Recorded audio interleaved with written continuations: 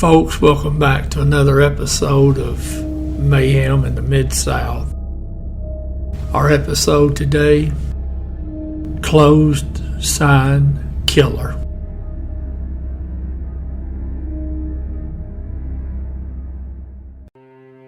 Folks, we're going to be in Greenville, South Carolina. It's June 26, 1999. It's a Saturday, and as you can guess, on a Saturday you got everybody out shopping. Now there's a Radio Shack that was located there right around Lauren Road. Not sure which shopping center it was in.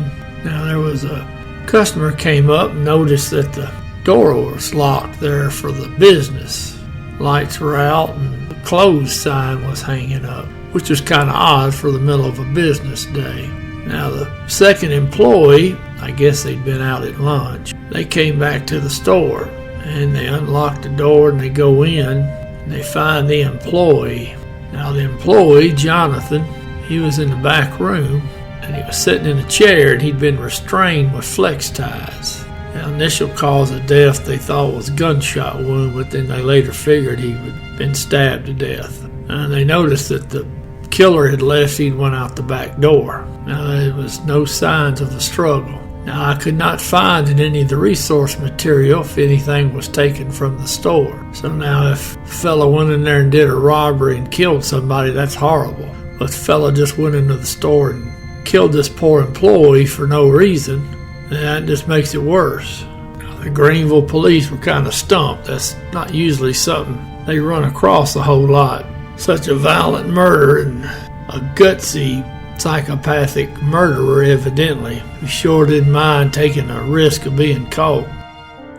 Now about 6 months go by. It's December 22nd, 1999. It's a flower shop, Greenville Pelham Florist Shop to be exact. Now again, it's broad daylight. It's on a busy street. It's in a little strip mall.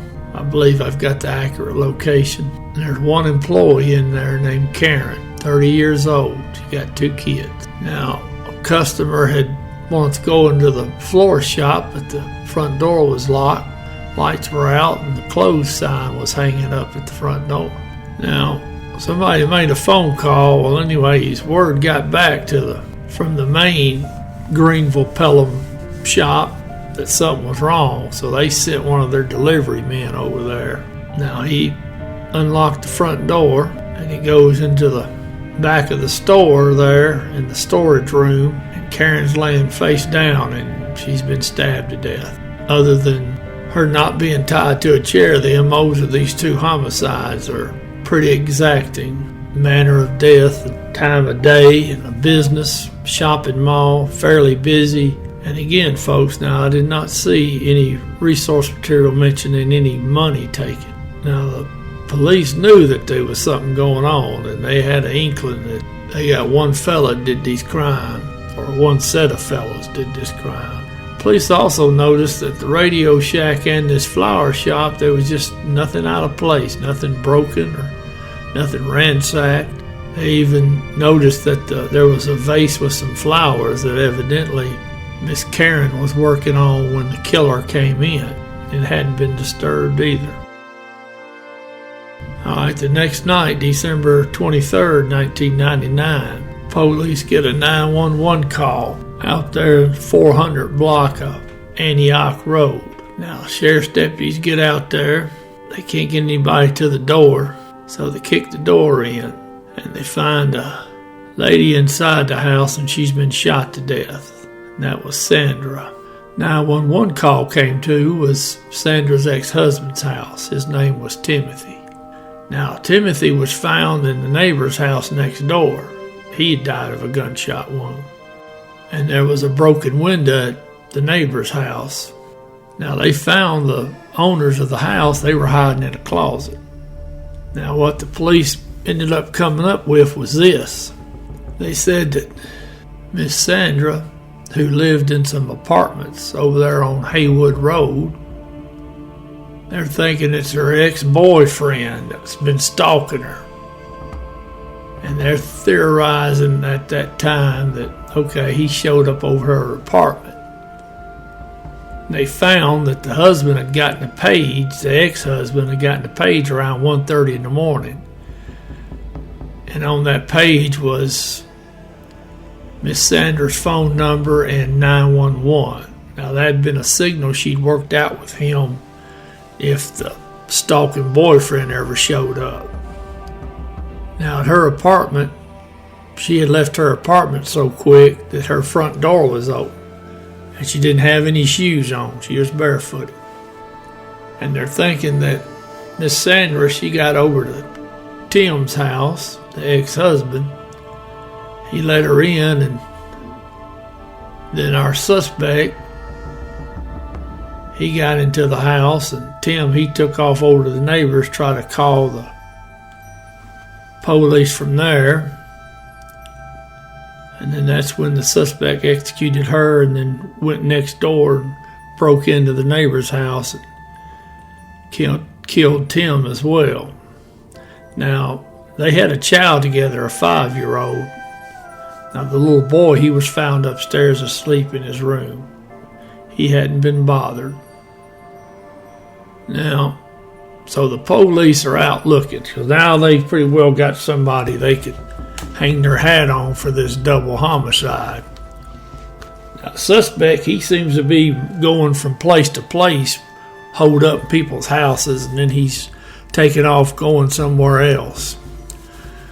But 12 hours later, they finally get him boxed in at a house over on South 3rd Street in Easley.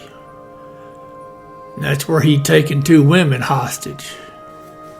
Now, one of the ladies was able to escape, go to a neighbor's house and call the police and say, there's a crazy man over here with a gun.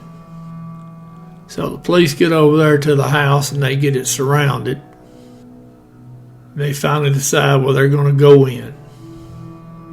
So they force entry into the house, and suspect sees the police going, so he puts the gun to his own head and ends his life right there. Officials in the state of Washington had said that this fella was a primary suspect in at least 3 unsolved homicides out in the state of Washington. Now, what they're theorizing is that suspect, had gathered was that evidently at some point he had dated Miss Sandra and things had went bad, so he was just stalking her. Now, come to find out, there was a female that had been living with the suspect, because she made some phone calls to the police and gave them information about the Radio Shack murder and the Greenville Pelham florist homicide.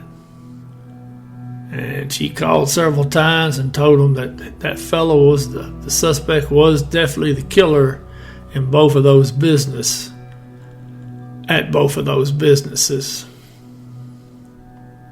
So now, the young lady, she got sentenced to 15 years for accessory after the fact to felony murder. That was in 2001. Now, in 2003, the case got dismissed by the South Carolina Court of Appeals. And she's been released, and she's in parts unknown. Now, the police said that after talking to this former live-in woman of the suspect, and through their crime scene work, they would have been able to convict this suspect on both those killings. So they claim.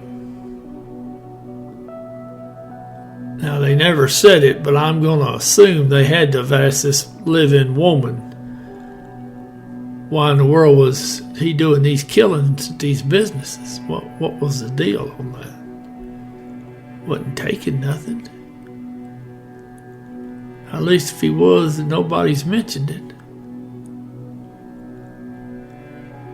Senseless.